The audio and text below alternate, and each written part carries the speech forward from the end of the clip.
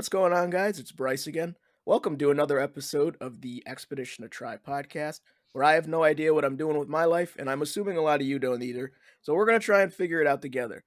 Sorry if I sound a little stuffy today. I just got the COVID booster and the flu shot at the same time, so I'm going through it a little bit.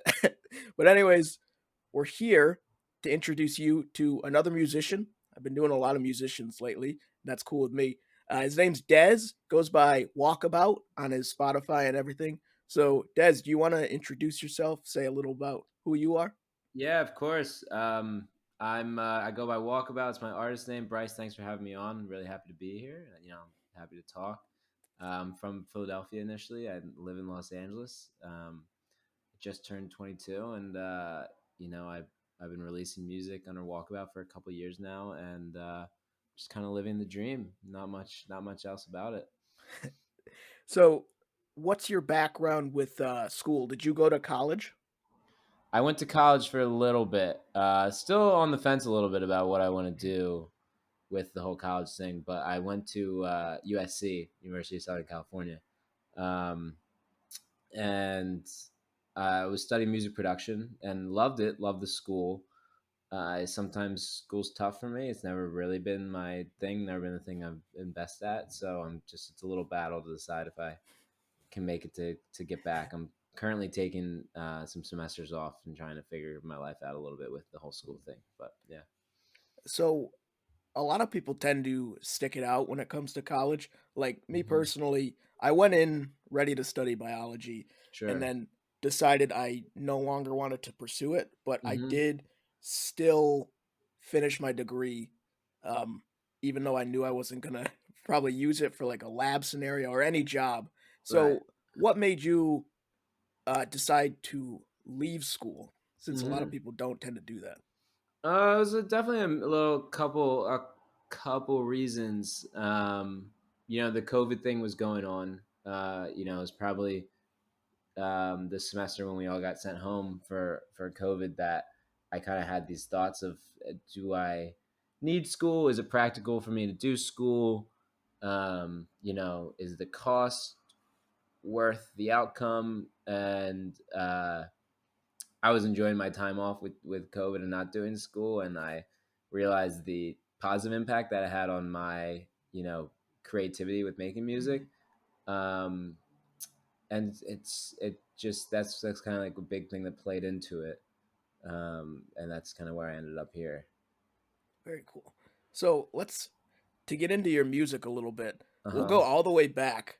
What's Yeah. kind of like the process you went through from like first memories of music up to deciding you want to kind of pursue it a little bit and like choosing the name Walkabout and like Mm-hmm. where you're at now. What was that whole story? It's a great question. It's so fun to kind of reminisce about it. I think the first memories of music would be my parents just and my whole family just always playing music in the house, and my dad being an incredible, just like has an incredible music ear and loves great music. So he was always like playing great music throughout us growing up. Like Stones, Beatles, Led Zeppelin, Tom Petty. Just it was always playing in the house, always playing when we're driving in the car.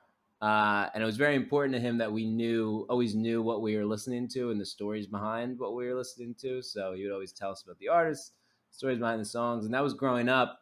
And I mean, that gave me a love for music. But early on, I never really played an instrument or anything. I just loved music, and I would like go on iTunes and I would make playlists and burn them on CDs so I could listen to them in the car when my mom drove me to school, and I would find songs that I love and play them 100 times and just rewind and rewind and rewind and try to always find the song that I love. So that was kind of like early, and then my parents knew that I had that love for music, and I definitely felt connected to music, but never thought of it as maybe I should go try to play music. And then I think I was in fifth grade, and uh, my parents got me guitar lessons. So I did that for a couple weeks. Didn't stick. Wasn't really getting it. Uh, it wasn't. I was just like, I guess this isn't for me. And so I stopped after a couple of weeks, and then I went a couple of years, and in seventh grade in middle school, we had to take a guitar class Mm. for one of our like semesters. So I took a guitar class, and that's kind of when it first connected that I could maybe be a musician, because I was like doing this guitar class. There's 13 of us all playing guitar, learning from our teacher, Mr. Liga, and he and I connected, but I just was doing better than everybody else in the class, and I would like learn something in class, go home, pick up the guitar we had laying around my house, and then play it. And then I was learning my own things at home, and like it just started this chain reaction of like literally from then on, I like literally that class in middle school made me just addicted to playing guitar. And throughout the years, I got more lessons, and I did more things just to learn it. So guitar was kind of the first thing for me, probably just like I was like addicted. I still am addicted to playing guitar. I still play like a couple hours a day. It's like all I think about. I'll sometimes be at a party and like want to leave the party just so I can go like sit in my room by myself and play guitar. But anyway, so to go back to just, I think my like the idea of me being a musician kind of has like two parallel paths, Mhm. because I think a lot about my guitar playing and my musicality growing, but I also think about uh me being like a DJ and an electronic musician, and like making EDM kind of music. And how that kind of started was, I think I was 11 or 12, and I have two older brothers, and one of my brothers showed me a video of Tomorrowland, like the music festival, when I Mhm. was like 11 years old, and I thought it was the coolest thing. It was just like all these good looking people just in this like pit, like dancing with a DJ, like with his hand up. I thought it was the coolest thing. Um, and I was like, that seems cool. I think I want to be a DJ. And that was at like the same time that I was learning how to play guitar at school. So one time around that same time, I was 11 or 12, I was going to my middle school dance. And my older brother drove me to the dance. Brendan, he drove me to the dance. And his friends in high school were DJing. And his friends saw me in the crowd. They brought me up on stage, and they were like teaching me how to DJ in front of like 700 kids. And it was like the greatest feeling I've ever felt in my entire life. Being like on stage in front of people, like controlling what they do or feel like with music, was the single greatest feeling I ever had felt in my entire life. So I just like knew I had to do it. So the next year I bought like a DJ controller and DJ'd my middle school dance in 8th grade with my buddy Andrew, which me and my buddy Andrew, we still talk about that day that we DJ that middle school dance. It was like we hit our prime. Like that was our prime, like That was a best day of our peak. lives. We had like 6 girls on stage with us. We were just fist pumping all night. We were 13-year-old kids. We didn't know what life was, but like we had like it was the best day of our lives. So um, from there, I we would keep DJing these middle school dances or sweet 16s, bar mitzvahs, holiday parties, whatever. And we were like 13 and 14. And people were like, "Who the hell are these Yeah. teenagers DJing our parties?" But uh, I realized that I didn't really want to do like sweet 16s and bar mitzvahs anymore, and I Mhm. wanted to do like real gigs that meant something, like clubs and other places. Which is funny because I was like 14 years old, but I knew that to do that, I would have to make my own music. Yep. So I started learning how to produce. Um, and so, my parents got me a laptop and they got me the software on there.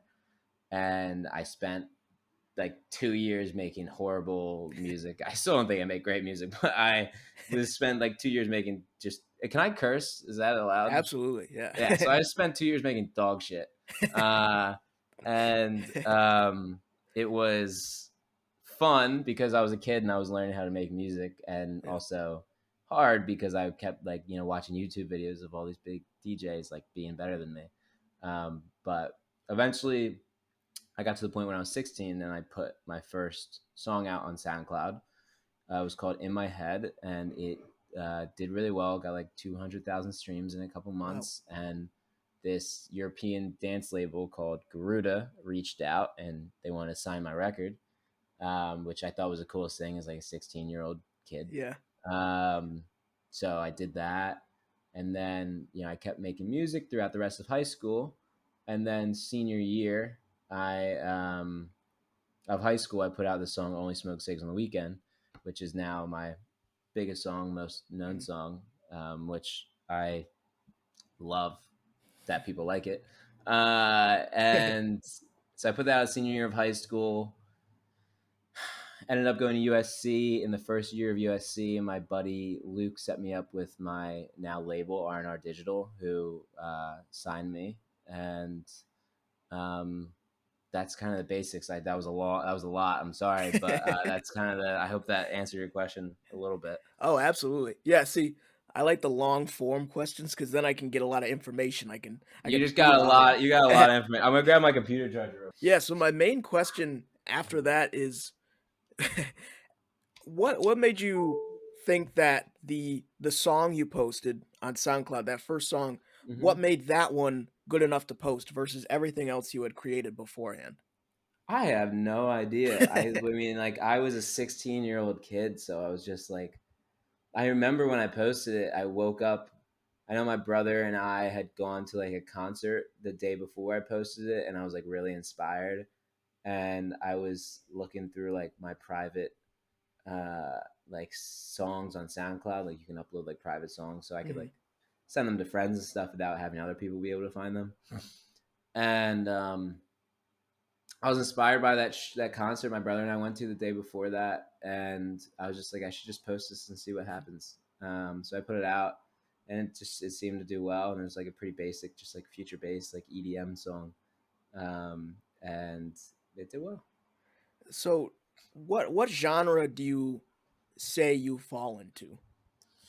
I typically people ask me a lot. I typically say like indie dance music, like Mhm, indie electronic. I think my previously a couple years ago, you probably could have said it was like kind of future based type music, but I think now it's evolved a little bit. I think it's like has a great mix of like indie type, vibe with some guitars and real drums, but also has like that EDM type, like, you know, bump in the drop, and like people can dance to it a little bit and get a little rowdy if they want.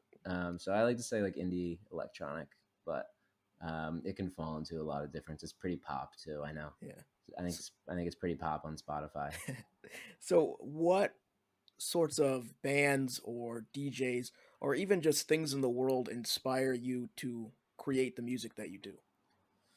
A lot. I mean, other people and other people's music and other people's content, I think, is the biggest thing that inspires me. And as far as music, I think it's funny. I don't really listen to EDM. I don't really listen to like any type of electronic music. I just it's like not. I don't know. There's something about it. I don't really listen to it. But I listen to a lot of like alternative rock and a lot of just like classic rock. That's probably my like biggest thing I listen to. So like Beatles, the Chili Peppers. Chili Peppers are my favorite band. The 1975, they wouldn't really fall in the classic rock, but the 1975 are probably one of my biggest inspirations. So definitely more like I think of it as like more real music almost, just like guitars, drums, bass, like vocals, like very simple, just I'm sorry, very Okay. simple, just that's kind of what I love, just like really good written songs. That's what inspires me. When you sit down to write your music, well, first of all, do you uh, give yourself a time each day where you want to write something down, or is it more laid back for you? Like, oh shit, that's a good idea. I better write that down, Mhm. and then you just start going right into it. How does that process work for you? It depends. It's always changing. I think there's definitely a lot of times when, I'll be sitting in my car at a red light and a line will pop into my head or like a melody or something. I'll be like, "Ooh, we got something! Like let's like turn the car around and get home and go make that." Or like I'll be in the shower. But I would say probably every day I do something for at least like an hour. Whether that's, I mean, I do always do something musical. Whether that's like creating something new or just like practicing guitar. Um, and almost every day, like I'm trying to make like produce something. Whether I'll sit down and be like, I'm gonna produce some like EDM thing, or like let's pick up the guitar and just record a new guitar part or something. Every day I'm pretty much doing something. How much of the music you create each day would you say will never like see the light of day? Do you create a lot of stuff that you don't really like? and then just every once in a while you get something that's like really good and you focus on that? How does that process work for I you? have like a 1% rule, which is that like 1% of everything I make will get released. So I would Okay. say like a solid 99% of everything I make will never be released. Like I think I have like 500 unreleased like songs and ideas like in my SoundCloud, like private, like my private SoundCloud links alone. And then just like unfinished like Ableton project files, probably like over 1,000. Like I just, and then like even like my voice memos with like all the, like the songs I write, just like my voice and acoustic guitar. There's probably, you know, 80 to 100 of those. So there's like a lot of music that'll never be heard. Is Uh, that is that sorry to interrupt. Is that no, tough no, for you to like to know that only 1% of everything you create will be released, or is it kind of that the motivating thing like, "Oh, maybe this will be the one." a little. It's a funny. It's like a little game. But I think the main like idea behind it is that it's like I don't think of every song when I'm gonna make it like, oh, this is gonna be like sick. Like a million people are gonna listen to this. I just like I genuinely like sit in my bed and I love the idea of like just picking up my guitar, writing a song, or like I need to write a song to get a certain feeling out. Or I mean, there's like just something with my guitar or my computer that's always calling me to do something, and I can never like just not do it. So I think it's more about needing to do it, like an addiction, while also it's like practice too. You know, you have to Mhm. practice what you want to do, and I think writing a lot and making a lot is amazing for when you get that really good idea that's definitely going to come out, because that will help you kind of finish that. Because then like I'm always pulling ideas like, oh, from that thing I did like last week I could do like this thing in here, and like I just kind of steal from myself a lot as I am making these like songs. Do you think there's this might be a tough question for you, but do you Hmm. think there's something specific about those songs that do make it? Is there a certain topic that you're singing about or a certain like way you're playing the music? Do you think there's something about the songs that are released that the other ones just don't have? Or is it just a random feeling in your gut? It's an interesting question. I think it's just like the intangible, innate feeling that you can't put a finger on. Mhm. Um, but yeah, I think it's just you feel it. You feel in your gut when it's a good one, and you feel it in your gut when it's a bad one. But you got to get all the bad ones out to get to the good ones. I think it's just like that feeling, like you really do know. I heard some interesting it was a guy I always forget their names when I bring this stuff up, but he it might have been Seth Godin, he's like a marketer and he has his own blog, Hmm. but he said the ones that tend to work the best writing is when you have like a physical reaction to it while you're writing, whether that Hmm. be like a, "Oh," like you verbally say something or like Yeah, you start clapping, like something like yeah, yeah. the energy is just somehow released. Like, do you think you feel something like that when it is that song? I'm like a freak when I'm making music. Like I'm like I feel like I turn into a different person, but like not really turn into a different person. I'm pretty like eccentric dude in the start, I think. But like if I make something good, I'm like I'm hitting the table. I'm up in my room. I'm like dancing around. I'll act like I'm at a concert playing that song. Like I like you can feel it. And like I would say pretty much every like good song, every song that I think I made that would get released at one point, I like stood up, walked around the room, and put my hand in the air like I was playing a concert, and like that's like the sure sign that it hopefully will be a good one.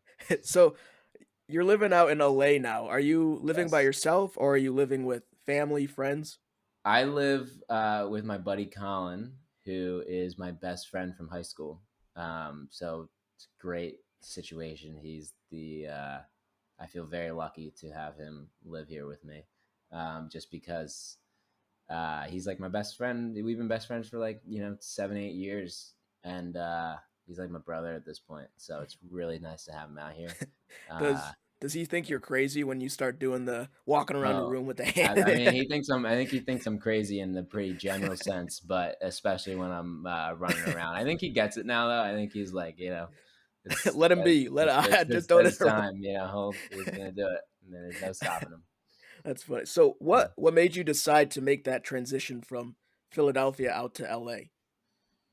It's just it's like the musical I think of it as like the pop music capital of the world almost right now. I think Mhm. it's it's where everything's happening. It's where everybody is for the most part. I think there's an incredible creative and inspiring energy around LA. That and it's another thing that's hard to put a finger on, but I think there's just a really good energy out here for creatives. And whenever you're at a party, you're meeting other creatives who are also songwriters or people who work in the music business. Or there's just like always something going on as well. I think it's a great city. It's always warm, Yeah. which is really cool. I love that, and the palm trees are nice. Um, the weather's nice, and the people are good. So I like it out here for that reason. Do you know Holden Miller and Bryce Waitkiss? I've of course, yeah. I know Holden's one of my very close friends. I don't know Bryce as well. I know they live together, but Holden's one of my very good friends. Yeah. Those were the past two guests I had on the show. So we got three LA boys on the show in a Wow. row. Holden's kind of a bore. Were you okay getting through that Oh, he was good. podcast? He was good. No, He was all fun. right. No, All he's a he good did kid. was eat a tomato the entire time, though. That was kind of weird. That sounds like him. I know he loves tomatoes. I'm.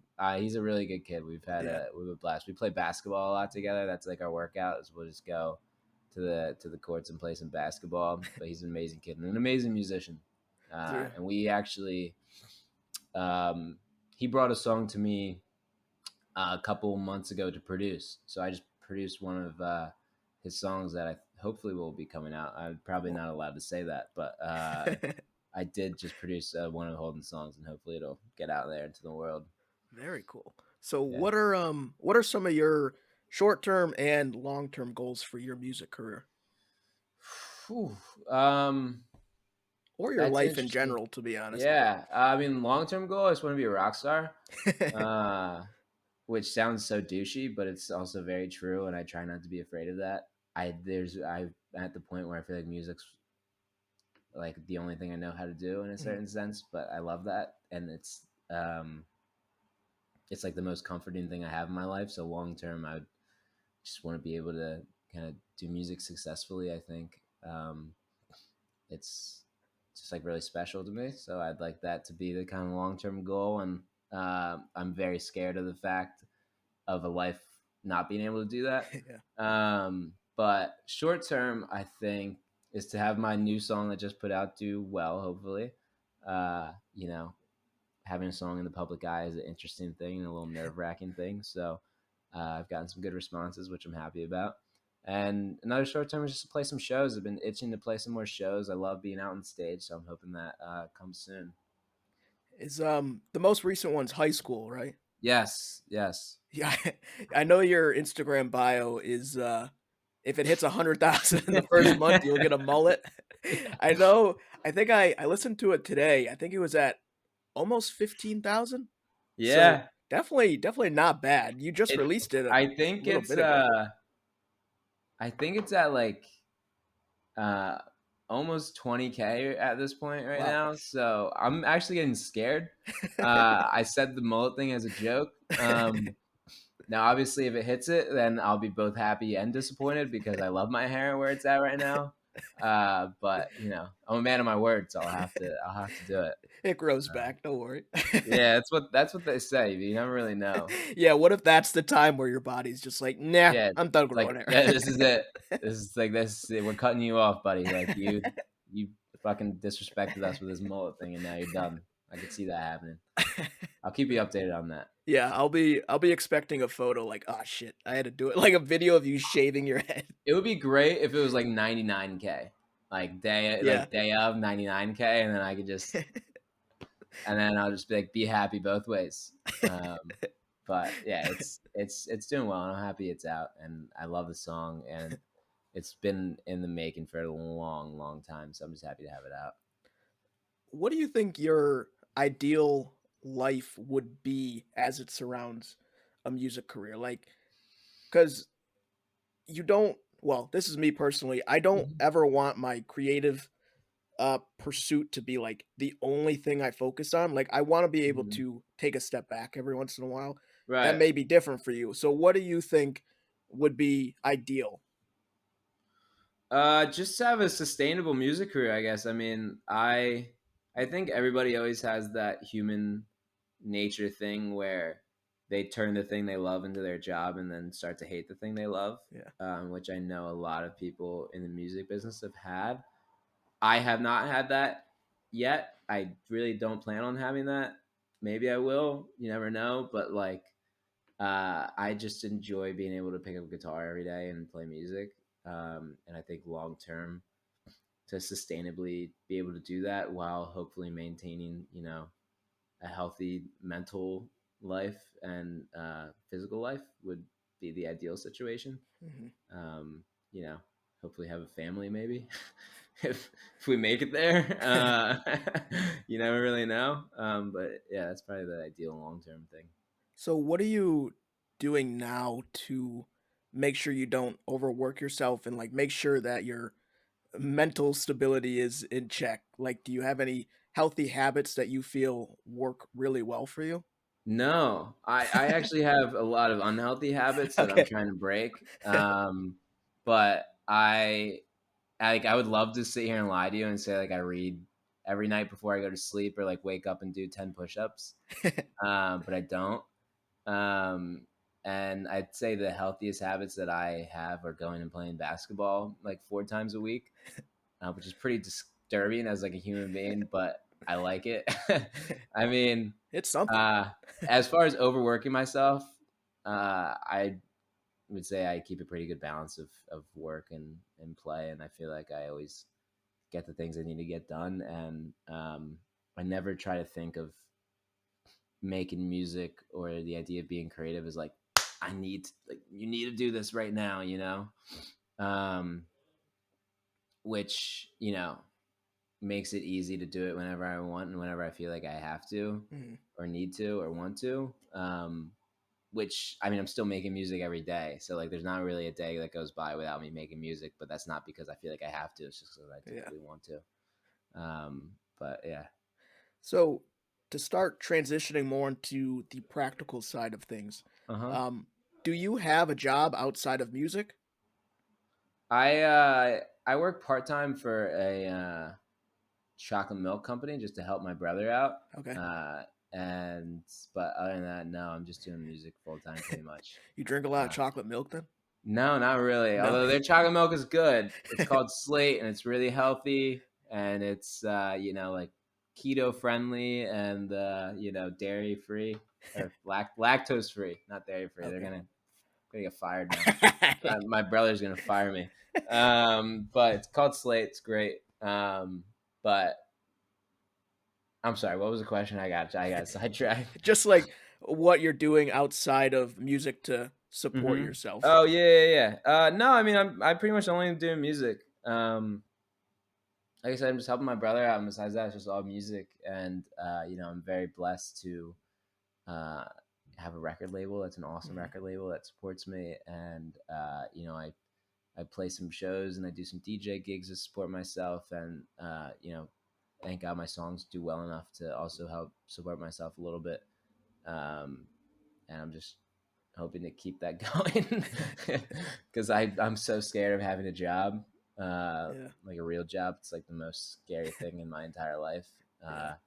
I think the last job I had was like Dick's Sporting Goods 3 years ago, and I lasted like 6 shifts, like 2 weeks maybe. Oh, wow.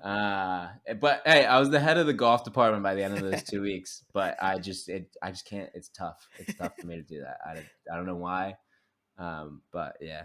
Yeah, I'm in a similar boat. I hate the idea of a 9 to 5. Hmm. I'm It's the worst. currently I'm currently quote unquote retired, as I tell my friends. So Nice. yeah, I was working at my family's ice cream shop over the summer. We God closed for the bless. season, Uh-huh. and then I was like, maybe I could just not do anything and I'll just do art and the podcast and the blog. Wouldn't that be great? So somehow I've lasted, I think almost 2 months now, but I It sounds like you figured it out. we're getting close to the end the end of my bank account. So I mean, I'm living we're living similar lives right now. I mean, my friends always used to make fun of me like a year ago. They said I live like a retired 60-year-old man because I would like wake up, go play golf every day, and then like make music for the rest of the day, and that was kind of it. And then I'd go out with my friends at night. Um, and it's a good life. Where are you from? Where's the ice cream shop? I'm in Rochester, New York. Okay, hell yeah, Yeah, so hell very yeah. cold here, unlike LA, unfortunately. I feel that, man. I was just back in Philly a couple weeks ago, and it's brutal. It's so brutal. It really is. I It's the gotta. worst thing I'm ever. I'm trying to make friends in all the different states. So Uh if I huh. ever want to get the hell out of here, I can get. So now I have at least Holden and Bryce, and then hopefully Yeah, we can get together if I'm ever out there. absolutely, man. You always just hit me up and let me know you're out here.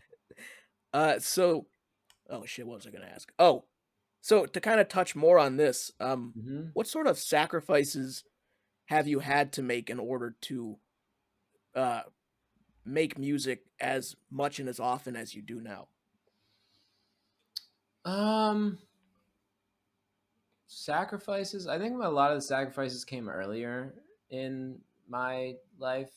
As I don't know if they really. I never looked at them as sacrifices. I think now when I can look at them retrospectively, they seem like sacrifices. But at the time, it was just like what I wanted to do, which was like staying in Friday and Saturday nights because I just wanted to make music or just play music or practice, or missing parties or whatever because I had the DJ gig or stuff, or because I was playing guitar and singing at a bar. I mean, those were like social sacrifices, I guess, but um, I don't know if I've had to make crazy sacrifice. I mean, moving to LA or being in LA is a little bit of a sacrifice sometimes because I feel like I'm sacrificing a lot of great family time Mhm. when I'm, could be living in Philadelphia and being with my family. But, uh, we all try to look at it like I'm doing what I love, and, chasing dreams and getting after it. But I wouldn't say it never really feels like I've had to sacrifice much to do music. It just feels like the right thing to do. Mhm. So when you did make the decision to move out to LA, Hmm. did you have a lot of people, specifically, I guess, family, trying to talk you out of it, or was your family pretty? Your parents did buy you the laptop and the software, so I'm assuming they were okay with the idea. But did Yeah. anyone back in Philadelphia try to convince you not to do it, or to be more rational and get a 9 to 5? No, I mean my parents are the most supportive people in my life. Definitely on the music front, which I think is I feel the most blessed at. Like it feels like the luckiest thing in the entire world that they're like that. But they will support me in whatever way they can, and they are constantly telling me how proud they am of me and what I'm doing, which I feel very blessed about. Um, and I think my dad was the one that had the idea for me to come to LA in the first place because I initially came to LA because I was going to USC. Mhm.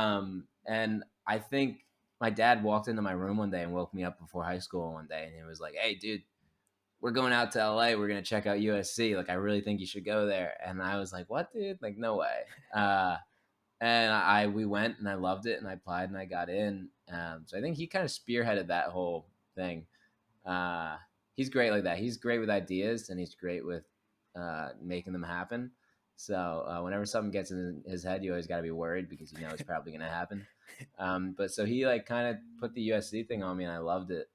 Um, and then as far as taking leaves of absences from USC and like staying out in LA, they've been completely supportive and just are happy to have me keep doing my thing, and they think it's the right thing. And I know they believe in me more than anyone, which I feel very blessed about. And I know it's probably tough for you to speak on it, but Hmm. do you think if it had been different, if a lot of people had told you, like, maybe you should just follow the conventional path, do you think you'd still be where you are now? Probably. I don't. I never really gave any. I mean, there are definitely people that told me like, "You're gonna do what?" I don't really give a fuck about them. Because I don't know. I have a little bit of confidence in what I can do. I think I feel really good about it, Yeah. and I typically feel good with my abilities. Sometimes, despite how insecure I am, I feel good about the music thing, and there was never really any doubt in my mind that I would not be doing music. I know, like one time in like freshman year of high school, I've I've known what I this is a side note, but I've known what I wanted to do since I was like 12 years old, and Okay. it's exactly what I'm doing right now. Yeah. And I was like in freshman year and in high school, and I had like parent teacher conferences, which my parents made me go to. My parents made me go to all my parent teacher conferences, but I was sitting in this parent teacher conference, my parents and my science teacher, and he was like, "What do what do you want to do with your life?" And I was like, "Oh, like, I want to be a musician and I want to be like a big time musician." And he was like, "Oh, okay." And he turned to my parents and he was like, it's probably just a phase. Like, you're gonna have to like do something real with your life.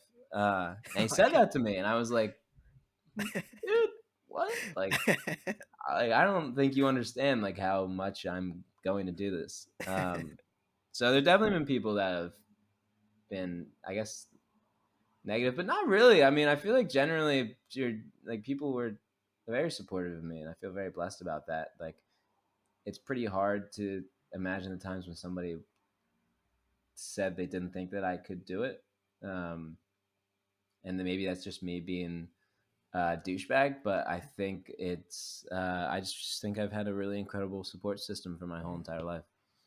So you say you're insecure about your music. Do you not really like what you produce, or like how does it feel when you do release a song and there's so much support behind it and people saying all these great things about it? It's interesting. I mean, I typically do like my music to an extent. I think it's a little emotionless, emotionless, whatever the word for would be for lack of emotion. I think it's that a little bit sometimes, and I think that's just because I'm, making like pop EDM music, which Mhm. I think tends to lack a little bit of emotion, which I think music has so much of. So I think it hurts me a little bit to make music that I feel lacks that sometimes. But at the same time, I think people get great feelings from my music, which I think is why it seems to do well. And I know I've gotten some incredible DMs from people a lot about just like my music helping them through a bad time, or things along the lines of that, and which I think helps me kind of keep going on the path I'm going as far as making that type of music. But I generally like my music to a certain extent, but uh, it's also tough to judge your song when you've heard it thousands of times Yeah. and like worked on it for months and years and heard it a billion times. It's like a pretty clouded judgment system. So you're in a little bit of a different spot than a lot of, especially musicians that I interview, because a lot of the time they're not quite making much or any money off of what Hmm. they're creating. Right. What do you think your main motivator is to continue creating as you reach that point where you like have the ideal life? Do you think it's just your love of the craft, or what do you think it is specifically that drives you? Yeah, I don't know if I really have a choice around it. Like it's just what I love to do and what I feel like I need to do to a certain extent, which sounds so like artisty, which I think is like disgusting to sound like. But sounds like a like fucking high fashion, like posh. But I just love making what I make, and I have so much fun with it, and it's hard to imagine not doing that. And I think the main thing that's fun for me is just consistently trying to make something new and new sounding. And uh, I think at the end of the day, it's probably the idea of a creative person is just somebody who consistently wants to ideally push the boundaries of what art is, which I wouldn't say I'm necessarily doing right now with what I'm putting out, but I do enjoy it, Mhm. and I'm having a blast with it. And Do I think you yeah, do I'm you sorry. I think didn't really have anything else to say. okay. It's great. Do you I'm very think sure. you'll well, are you someone who feels like they need to stay in the same genre, or are you open to just trying new things and seeing what you like? Just trying to figure out what works best for you? Very open, very open. I mean, I make a ton of music and a ton of Yeah. different types of music. Um, the Walkabout project is just a certain type of music, and I made a lot. I mean, the song I made for Holden is like kind of like alt pop, a lot of guitars, a lot of drums, like really just good song. No like synths really or anything, just like kind of a real straight down the line like song. So like I make a lot of music, and I am always trying new things, and I write songs, and the people who I idolize are great songwriters and great guitar players, and I think that there's being a creative, I guess I'm blessed and cursed to always be trying new things. Mhm. So there's just a lot of music that I do make. Yeah. And what's your relationship with social media? How are you trying to grow your own brand and spread your music? Uh it's tough, man. It's tough. It's tough as hell. It's up and down. Um, I fucking hate my phone a lot of the times, but also I'm on it for a couple hours every day, which is just tough to get away from. Yeah. Um, I think the social media thing is tough because you want to do it and you want to do it to the full extent because you feel like you need to, and you feel like that's how people get a lot of attention and get the things that we as beginning musicians want. uh One, is tough to be consistent with it, and two, I think you have to lack a certain amount of uh what's the word, how do you say it in English? I can't think of it. You just have to you have to be able to really put yourself out there and not care what other people think. And I think I Mhm. probably care what other people think a Mhm. little too much to really go the full distance with like TikTok and Instagram and everything, to really just be like, hey guys, like which is tough, really tough for me to do. And it's tough. It's really tough. Yeah. I wish I was better at it. It is Um, tough. it is, but I like posting. I like the attention I get from it.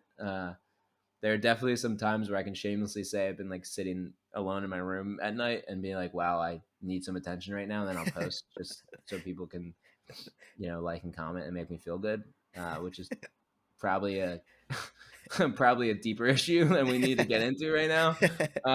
But it's, yeah, that's pretty much straight down the line how I feel about it.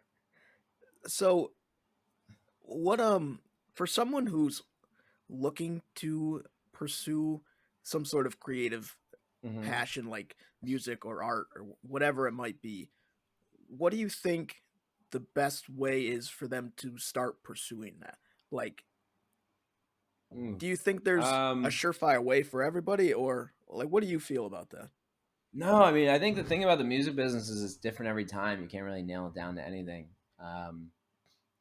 When we were at USC, we'd always have people come in and tell us stories about how they kind of made it doing what they're doing right now. And, we'd hear from A&Rs or music lawyers, musicians, and everybody had a different story to how they got there. Um, and I mean, depending on what you want to do, I think you just need to start doing. Uh, I'll preface the rest of everything I say with I would say I'm no expert on this, and uh, you know, it's it's tough to imagine me giving advice to anybody. But you have to start doing, I guess. And I think the thing that I've found the most with people who are successful, whether creatives or people who work in the business, is they found a way to make themselves indispensable. Which I think if you can make yourself indispensable, then you're uh, almost immortal in what you want to do. So, to start wrapping stuff up a little bit, Yeah. what's the most recent music you've released? What should people be on the lookout for in the future? And where can people find you on social media and stuff? Yeah, so the recent song I put out, it's called High School. I put it out last Friday. It's a song that will change your life. And you probably will listen to it and think, "Oh my God, how how could I have lived the life that I was living before listening to it?" Uh, and you're gonna like it a lot if you listen to it. Uh, you can find me at Walkabout Music on every social media app. And then as far as what's coming, who really knows? I don't. I can't tell the future. I hope I'll have a song coming out in January. Hopefully, a little follow up to high school. I may be getting a mullet on December like 4th. Ideally, I won't have to, but I could possibly. So definitely keep a lookout for that. And then yeah, I don't know. Hopefully, I think I'm just gonna release a couple more songs. I kind of January, February, ideally, and maybe a couple of music videos, and hopefully a couple of shows. But I'm just gonna kind of keep rocking and rolling down the line, and I feel like I've been doing good mentally. I've been doing great. Thank you, everybody, for wondering. Well, sometimes I think the mental thing is an up and down battle. But yeah, that's kind of the update. What a way to start 2022, like shaving your head. I honestly think you should just do it. Do it no matter what. I'm definitely not doing it no matter what. This I've worked on this hair too long for it to just cut it off like that. I have thought about getting a buzz cut for sure. Yeah, Just being like that art boy that gets a buzz cut and I've like done that a few times. Yeah, yeah. just Because shave I've it off. never had a buzz cut in my life. I've never, like I always was friends with the kids in high school or the kids in like elementary school who they just like have hair and then walk in the next day with a buzz cut and then be like, yeah, my parents made me buzz my hair off. Like I don't know what fucking world you're living in, but I'm not getting a goddamn buzz cut. Uh, so I've thought about doing that, but I think I have like a weirdly shaped head and I wouldn't want to expose that. Um, it's one of my insecurities, so we'll see about that. I worked very hard for this COVID hair. To be Um, honest, I feel like you kind of look like Stephen Amell, and I feel like if you shaved your head, you would look even more like him. He's the Green who is Arrow. that? You should Who? Green Arrow. He's a DC superhero. Stephen Amell? Yeah, Here we go. Oh, he's a good looking guy. I'll yeah, take that. with the I'll take that facial hair, comparison. and then Wow. if you were He's to a great buzz, looking dude. yeah, if you were to buzz your head and then just do the salmon letter 150 times a day, then you would be ripped and you'd be Stephen Yeah. Amell. I mean, he's a green arrow. Yeah. He's shooting arrows. Oh yeah. Kills people. I've been watching Hawkeye on Disney Oh, Plus. yeah, that's a good show. Are you caught It's up on good. all the Marvel stuff? A little bit. I watched Loki, watch hockey. I watched Hockey. Loki, watched Hawkeye, up to wherever it's at. I just watched an episode before we hopped on. I have not watched Black Widow. Okay. I did not watch um, Falcon Winter or Soldier, yeah. is that Falcon and Winter Soldier? Yeah. Did not watch that. Didn't really get into it. First episode kind of didn't do it for me. Yeah. Watched WandaVision. I'm on that one now. Not a fan. Fire. You're Oh, not a fan? not yet. I've only watched the first episode. So, Oh yeah, you need like 2 episodes to get okay. into it. All It's right. it's it's fire. Okay. It is fucking great television. You'll love it. I watched it in like a day, I think. Okay. First episode's like you don't get what's going on. Yeah, it is pretty weird. They kind of blue ball you a little bit on the first Yeah. episode, but you'll get through it. I think I mean like fairly caught. I think I'm pretty sure like what's going on in like the whole world. Are you a big Marvel guy? You like Marvel? Oh yeah, I think I'm pretty much caught up on everything. I've definitely seen all the movies Uh that have huh. been released. Yep. Waiting for Spider-Man. Can't freaking wait. And wait, when is that Christmas? Is that coming that soon? Or? 17th of December. Oh, that's coming really soon. Yeah. Do you I'm know if that's going to be on Disney Plus right away, or is that going to be like I I a doubt theater it. thing? I feel like they're gonna try and make as much money as it off it from as they can, so they'll probably put it in theaters. Got it. We'll see That though. blows. Yeah. I'm not a big theater guy. Nah, not It's not really anymore. my thing. Yeah. It's also expensive, and It's so expensive. I'm not gonna pay $11 for some M&Ms and No. like like $20 for a ticket. Uh, it's sometimes a nice experience, but then you're just like with people, and I can't like stop the movie if I want to go to the bathroom. It's just not a Or talk to people.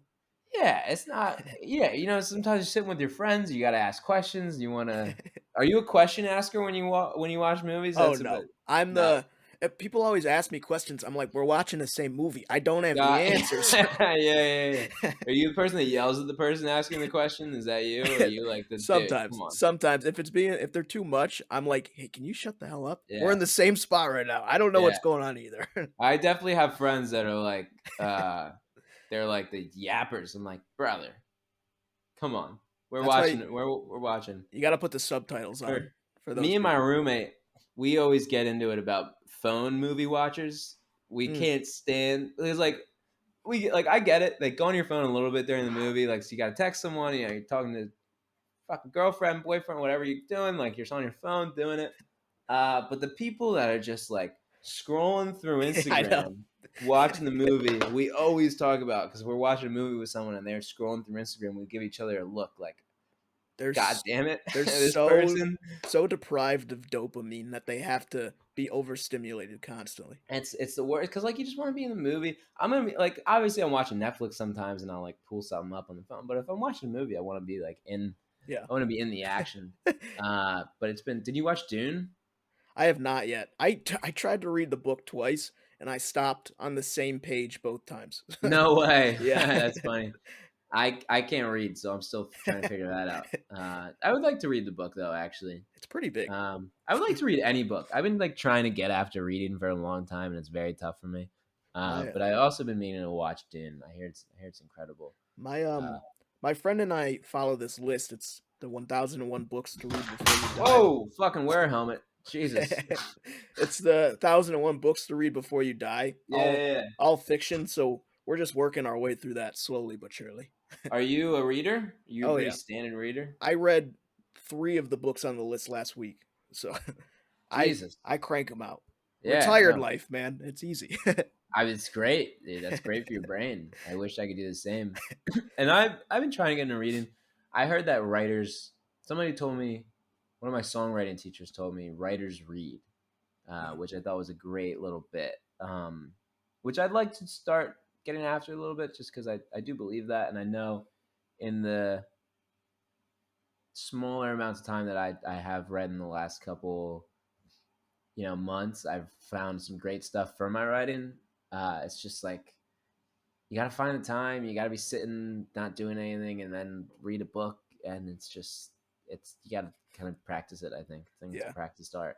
There's my friend sent me a website where you can download literally any book that's ever been written for free on your laptop. No So shit. there's like no barrier to entry anymore. So I'm like, "Oh, I'm going to read this book." Got it, and then I just start reading it. How do you feel about reading it on a laptop? Does that like de-romanticize the situation? Because I think there um is something romantic about I the book think in the hand, the tangibility of it. I do enjoy holding the book, but I'm a I like just getting it right away, and it is Hmm. pretty easy to carry my laptop around. And if I'm at Right. work or something, it's easy to just open it up and read it. I can also read before bed, turn the lights off, and just have my laptop. I don't need to like put a flashlight on my chest or anything to read the book. Hmm. So there's definitely perks to both, but yeah, I don't Hmm. mind. I'm just like I just want to read, so I'll do it however I can. Yeah. No. Fair enough.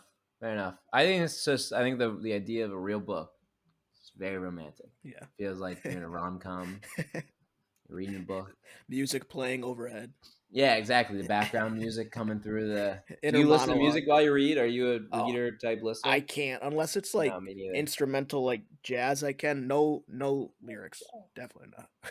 Yeah, no, yeah. I mean, it's like doing homework. I could listen to like heavy like EDM when I would do like math homework in high school, which I didn't do a lot. I'm not gonna lie, I didn't do a ton of amount of homework, which uh, my parents were not happy about. But when I did, I was listening to something typically. But I also maybe do it longer because was like focusing on the music I and know. not it's a mess. It's a real mess that I get myself in. Oh, jeez, that was a quite the digression by us. Yeah, I'm sorry. I just kind of started talking No, we're somehow. good. It just connects us to the audience that much more, so it's Yeah, perfect. right. Do you want any last pieces of advice or any call outs, anything you want to say before I ask you a little final on the spot question? No, I mean I feel pretty good. Definitely, if anyone's listening to this, listen to high school and my other songs, and ideally let me know if you hate them, um, and help me get a mullet by December or like January 4th. Other than that, I feel pretty solid. What's this question? Should I be worried for this? So, what do you think, or who do you think is the most underrated band that people should be listening to right now? Wow. Or a musician, or an artist, if you want to point out an artist that people should see? I have two. Okay. I don't know if she's necessarily underrated because she just announced that she's going on tour with Olivia Rodrigo. Mm, But I would say Holly Humberstone is not known by enough people. She personally, I believe that she's like one of the best songwriters in music right now. And I mean, that's on a smaller sense just because she's a little bit of a smaller artist. I mean, she's mhm. much bigger than me, but she's a little bit of a smaller artist as far as pop stars go. Um, and she's just fucking incredible. Like Okay. there's no skips throughout every one of the songs that she's ever put out. And she's going on tour with Olivia Rodrigo, so Yeah, it's that's very crazy. good for her. That's That's crazy. cool. She's a great performer. She sounds amazing live. On like a bigger sense, um, probably in the 1975 Okay. in a certain way. I think they have a large audience and have captivated a large audience, and have a huge reach.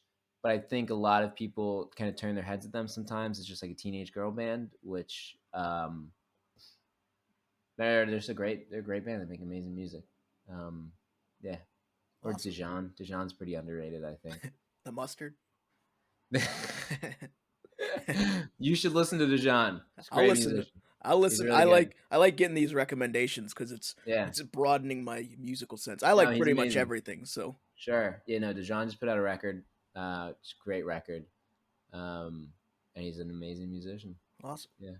Who's your biggest underrated Oh artist right now? Jesus. Well, now that I've been interviewing all these awesome small musicians, I would definitely say right now it's Healer, Bryce, and Holden Miller are my tops right now. I can't get Yeah. enough of their music. And Holden just released Magnum Opus, so that's been on repeat. So I Yeah. would say those two people. They only have No, like Holden's 4,000 amazing. listeners a month, which is like how? How is that possible? Yeah. Yeah, it doesn't really make too much sense. But I know Holden's got a lot of great stuff going on, and I think Yeah. soon it's probably all gonna hit and the pieces are gonna come together. Yeah. Um, and I'm excited for him. He's a great kid. I don't know Bryce as well. I know Bryce is a great kid. We've hung out a couple of times. I don't think I've listened to his music. I'll have to go listen. You know who's underrated? I think Harry Styles is underrated in a Really? certain sense. Because I love Harry Styles. Okay. I'm like I would almost call myself like a diehard Harry Styles fan. Just in his music, like I fucking love his. I just think his music's fucking incredible. I think he's underrated in like a real artist way. I think he's not underrated as a pop star. I think people are just like, okay, Harry Styles is one of the biggest people in the entire world. But I think as far as just like I feel like for like a really great artist, you need dudes to be able to admit that you're great. Hmm. And I think Harry can Harry has every person ever, but I just like want like a really strong like toxically masculine man to be like I fucking love Harry Styles. Um and I think that's why he's underrated because I think his music's just so fucking good and like he's an incredible performer. Uh he should sell out 100,000 people in any stadium in the entire world. Uh and that's where I'm at. I just if Harry sees this, he's gonna think I'm a fucking weirdo now. But no, Harry's great. I think his music. Do you like Harry? I have not listened to much. I know some God One damn Direction, it, obviously, but Bryce! I'm sorry. Now I gotta. I You will. jackass! We got to get 100,000 guys to sell out a Harry Styles show. Now that's the goal of this I'm down, podcast. man. It's gonna be a ripping show. 100,000 dudes in Harry Styles, and have those same 100,000 people press play on high school Yeah. too. Same time. Uh, Yeah. We'll yeah, listen while we're in the audience. that'd be Yeah. great. Like everybody scan the QR code. Like go listen to this. I Oh think my that'd be god. really good.